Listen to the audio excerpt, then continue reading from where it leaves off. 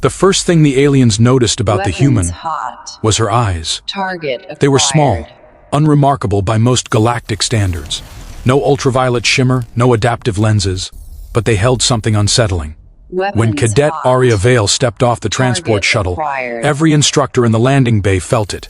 That steady, defiant focus that no civilized species should have needed for 10,000 years. Humans were a curiosity, a newly uplifted species from a world so hostile it had been classified Deathworld Class 5. Their oceans were acidic, their atmosphere unstable, their wildlife murderous. Most species assumed they'd never survive long enough to reach the stars. Yet here one stood, wearing the blue uniform of the Galactic Academy and a grin that didn't match the trembling in her muscles. The orientation drills began with simple endurance tests, atmospheric shifts, gravity flux, pressure tolerance. Cadets from the sturdy Vrax species dropped out when the gravity reached 6 Gs. Even the crystalline Zerathians folded under their own mass. The instructors waited for the human to collapse next. She was fragile, soft, her bones too thin for sustained load. But she didn't stop. At 9 Gs, her breathing became ragged. At 10, blood vessels burst in her eyes. At 11, she began laughing through gritted teeth, mumbling something in her native tongue. The monitoring officers shouted for the simulation to end, but she shook her head violently, refusing to yield until the gravity peaked at 13 Gs and the emergency cutoff triggered. They found her unconscious but alive, her heartbeat steady. When questioned later, she only asked, "Was that the real test or just the warm-up?" That day, the alien instructors realized the first human cadet wasn't a problem, they were a warning. When Aria woke in the infirmary, the med drones hovered nervously, recalibrating their instruments. Her vital signs made no sense. Cellular damage consistent with lethal trauma, yet stable cardiac rhythm and steady neural activity. The attending physician, a six-eyed Zelthari, muttered in disbelief, "Your body should have failed 3 times over." Aria only smirked. Guess it didn't get the memo. Word spread quickly through the academy. The Deathworlder had survived 13 Gs. Some cadets whispered that she was genetically modified. Others claimed she was half machine. But those who trained beside her knew the truth. She was simply too stubborn to quit.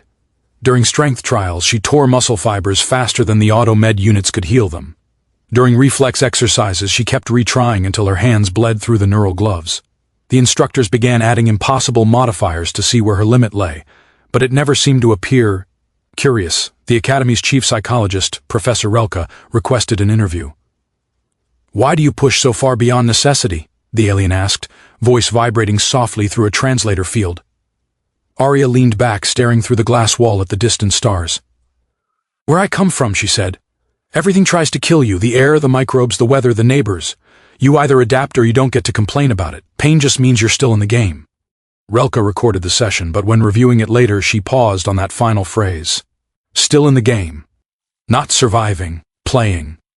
The human's relationship with pain, with struggle itself, was unlike anything in the galactic records. By the week's end, every instructor had the same note in their reports. Cadet Aria Vale exceeds biological and psychological expectations. Recommend further observation. No one dared to write what they were all thinking, or containment. The survival simulation was designed to break cadets. It was a rite of passage, a holographic nightmare of shifting biomes, hostile drones, and collapsing ecosystems that tested every instinct a species possessed. No first year had ever completed it. Most didn't even try. But when Aria Vale's name appeared on the volunteer list, the instructors exchanged wary glances and quietly raised the difficulty ceiling. The simulation began on a barren tundra. Razor winds cut through her uniform, temperatures dropping fast enough to freeze exposed skin. Aria scavenged from the wreckage of her drop pod, fashioning crude insulation out of debris. Her alien peers, each adapted to their own world's comforts, fell one by one as conditions changed. A methane storm, acid rain, zero visibility. The system logged failures, reboots, and emergency extractions. Aria ignored every recall beacon. By the 3rd day, she was staggering through a jungle alive with hostile constructs, hallucinating from exhaustion. Her water reserves were gone, her food long depleted. Every time she stumbled, her neural implant offered the same mercy command, tap twice to exit. She never did. The observers watched in silence as her vitals plummeted. No being could function with that level of dehydration. Yet she kept moving, slow, deliberate, mechanical steps through the mud. When she finally reached the simulation's extraction zone, she didn't celebrate. She collapsed face first, whispering something the translators couldn't parse. Later, the recording revealed it clearly. Not today. When she awoke, the simulation chamber was silent. Every instructor and cadet stood watching her. She blinked at them, half-conscious. Did I pass? The head examiner shook his crest slowly. No one passes that test, human. Arya smiled faintly. Then I guess I just refused to fail. The data review took 3 planetary days. Every medical scan, every telemetry log from the simulation chamber told the same impossible story. Arya Vale's body had endured conditions that should have shut down her nervous system hours before extraction. Oxygen deprivation, muscular failure, microfractures throughout her frame, and still, her neural signature had shown activity not of panic, but of focus. The Academy's council assembled in the Grand Hall, a vaulted chamber carved from asteroid glass. Representatives from a dozen species debated whether the human's actions were a fluke or a threat. No organism should function under such stress, hissed Avraxian General. It defies all known models. The chief instructor, Commander Shar, silenced the room by replaying the final clip. Arya crawling through the simulation's acid storm, eyes open but unfocused, her voice hoarse as she muttered, "Not today." "What you see," Shar said quietly, "isn't biology, it's intent." When Arya entered, still wrapped in medical stabilizers, the entire hall turned toward her. She stood at attention despite the trembling in her limbs.